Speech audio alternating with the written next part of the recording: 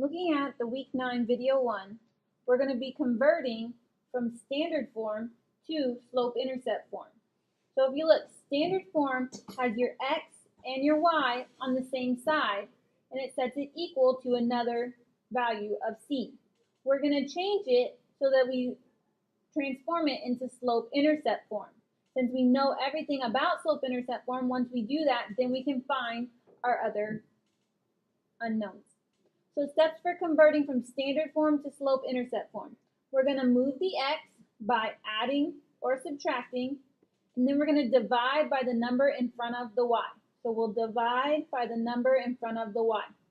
Looking at number 1. Step 1, we're going to move the x. There's my x. It's a positive 3x.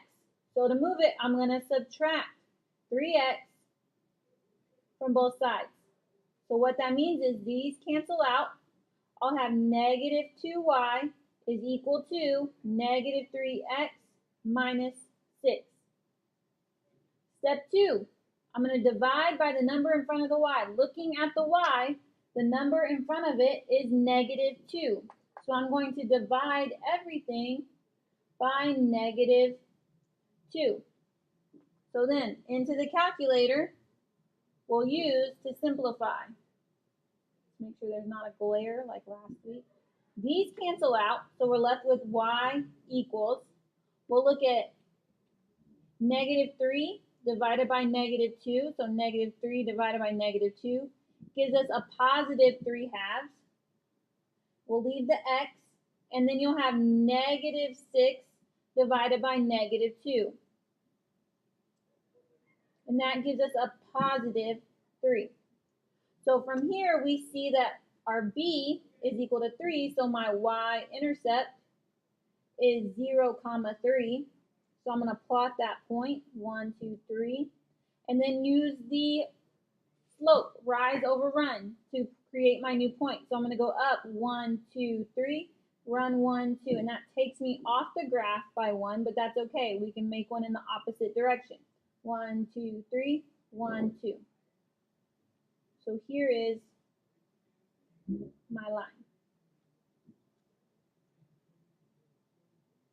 Looking at number 2, we'll follow the same steps. Step 1, move the x by adding or subtracting. Step 2, divide by the number in front of the y.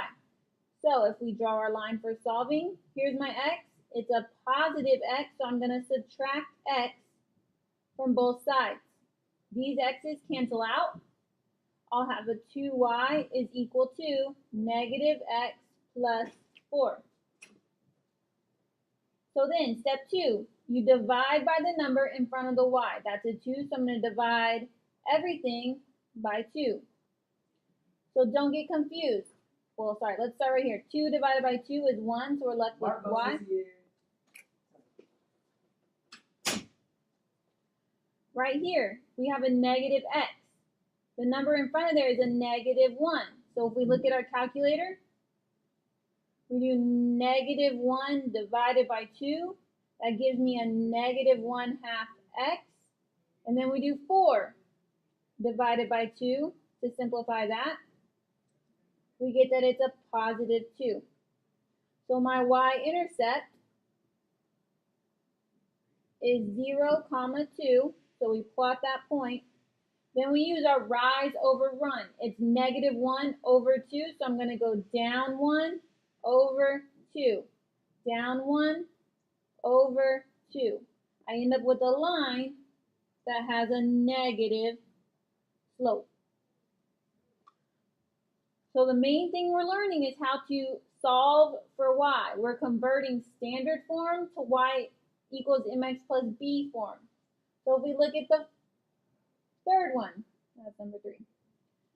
We're going to add or subtract the x. So if we look, that's a negative 4x, so I'm going to add 4x to both sides. The x's cancel out. We have 5y is equal to 4x plus 20. That's step 1. Step 2, divide by the number in front of the y. So I'm going to divide everything by 5. These cancel out, so y equals Simplify 4 over 5.